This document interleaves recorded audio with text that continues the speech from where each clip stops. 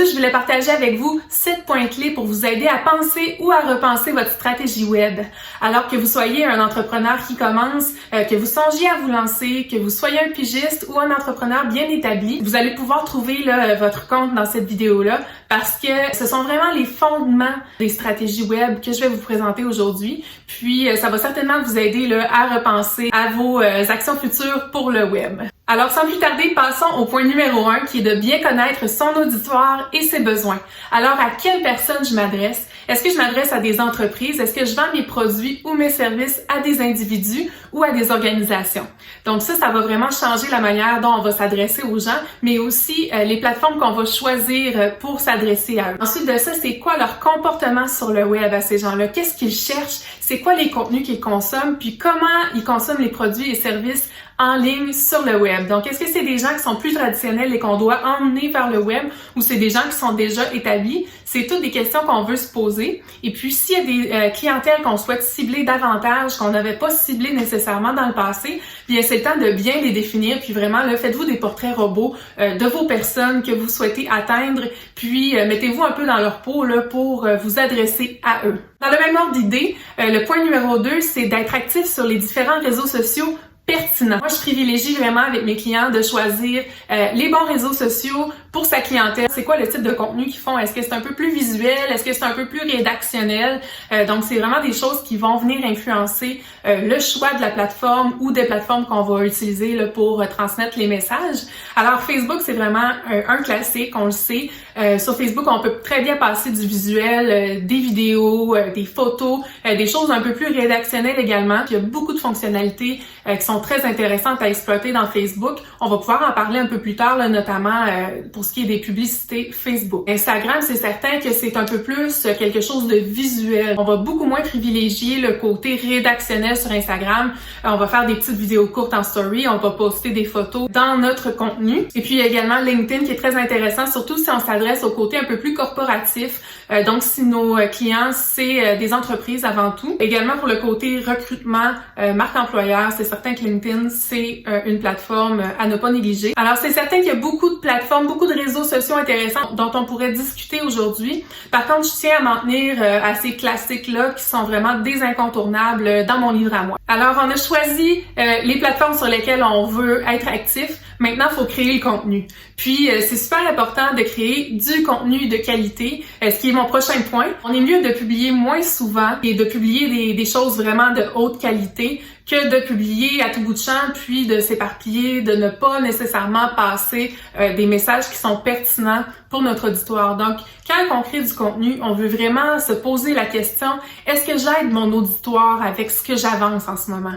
Donc, si la réponse est non, il faut voir, est-ce que c'est inspirant, est-ce que c'est divertissant, est-ce que ça apporte quelque chose d'autre, parce que c'est certain que si je viens pas aider ou éduquer mon auditoire, il faut quand même que mon contenu ait une vocation intéressante, miser sur la qualité et non la quantité. Alors dans la même suite d'idées toujours, on va parler de la constance des publications. Très, très important. Un peu comme quand on commence peut-être une nouvelle routine, un nouvel entraînement, on a tendance à vouloir y aller all-in puis à mettre tout son cœur dedans. Des fois, quand on veut trop en faire, on s'essouffle rapidement. Donc, ce qui est important ici de retenir, c'est de garder du contenu pour le futur. Un truc intéressant ici, c'est de vous faire un calendrier de publication si vous ne le faites pas déjà. C'est quelque chose qui semble assez anodin, mais c'est plus facile à dire qu'à faire parce que ça demande une grande rigueur. Donc, il faut prévoir à l'avance qu'est-ce qu'on va publier. Des fois, c'est pas toujours évident non plus de savoir un mois à l'avance, donc c'est certain qu'il faut se garder quand même là, ce que j'appelle des trous là, pour pouvoir faire du contenu un peu plus spontané aussi lorsque le besoin s'en fait ressentir. Mais de manière générale, d'avoir une ligne éditoriale qui est claire mois après mois, ça va vraiment venir vous aider dans votre inspiration, dans votre côté créatif pour savoir où on s'en va, puis être cohérent aussi dans notre stratégie de publication, de contenu. La constance, vraiment, c'est important.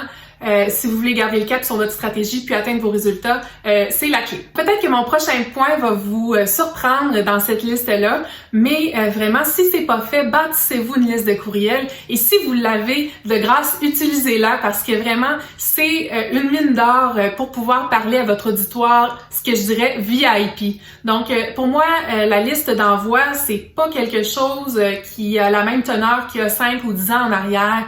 Je vois pas ça comme on envoie des courriels de masse à tout le monde, mais bien on a une liste VIP à qui on s'adresse en exclusivité. En premier, on veut leur envoyer des choses que les autres n'ont pas accès. Donc vraiment, on veut amener une valeur ajoutée à ces gens-là qui nous suivent, qui nous permettent d'entrer dans leur courriel. Encore là, je dirais, miser sur la qualité et non la quantité. Puis miser sur le côté exclusif de ce que vous apportez à vos clients là-dedans. Puis vraiment, c'est une bonne façon de parler directement à eux, de les attraper peut-être à un moment où ils ont un peu plus d'attention que sur le web. Donc vraiment, c'est une façon de leur dire « Coucou, on est là, on a quelque chose pour vous. Voici ce que vous avez manqué peut-être sur les réseaux sociaux cette semaine ou le mois dernier. » Pour moi, la liste courriel est vraiment un point non négligeable encore en 2020. Mais justement, peut-être qu'il faut la repenser d'une autre façon si ça n'a pas été fait dernièrement de votre côté. Sixième point pour repenser votre présence en ligne, venez humaniser votre marque. Peut-être que vous le faites déjà, mais repensez à des façons dont vous pourriez apporter une touche un peu plus humaine à vos communications en ligne. En 2020, c'est un peu le paradoxe de on est beaucoup en ligne, mais en même temps, on recherche vraiment l'attention humaine, on recherche les connexions réelles, pas avec des robots, pas avec des chatbots, mais vraiment avec des êtres humains. Non seulement dans les contenus qu'on va faire, mais aussi dans la manière qu'on va servir notre clientèle. On veut voir les visages qui sont derrière votre entreprise, on veut savoir avec qui on parle. Prenez le temps de vous adresser à vos clients en ligne. C'est comme ça qu'ils vont apprendre à vous connaître comme personne, en plus d'apprendre à connaître votre entreprise. Donc vraiment, c'est faire une pierre deux coups. Septième point, je voulais vous parler des publicités Facebook, donc les fameux Facebook Ads. Donc on a deux volets ici, j'approfondirai pas trop là-dedans parce qu'on pourrait vraiment en parler pendant des heures, mais on a le boost publicitaire, là, vraiment que on prend une publication puis on vient injecter un budget dedans avec un ciblage limité. Et à la suite de ça, on a vraiment les campagnes publicitaires qu'on gère dans le gestionnaire de publicité Facebook. Et puis ça va vraiment nous permettre d'avoir accès à plein de fonctionnalités. Ça permet d'aller chercher plus large que votre clientèle habituelle. Donc, c'est certain que votre cercle va probablement vous suivre sur Facebook. Ils vont peut-être vous voir également, surtout s'ils interagissent avec vous. Mais quand on va aller chercher des nouveaux clients, c'est certain que les publicités Facebook, ça va vraiment être un incontournable, encore une fois, pour pouvoir aller chercher cette nouvelle clientèle-là. Parmi les 7 points que je viens d'énumérer, quels sont vos points forts? Quels sont vos points à améliorer, à repenser? C'est vraiment les questions que je veux vous amener à vous poser aujourd'hui. Alors, j'espère que la vidéo vous a plu. Ça va me faire plaisir de vous retrouver prochainement dans une autre vidéo sur le sujet des réseaux sociaux, du contenu web.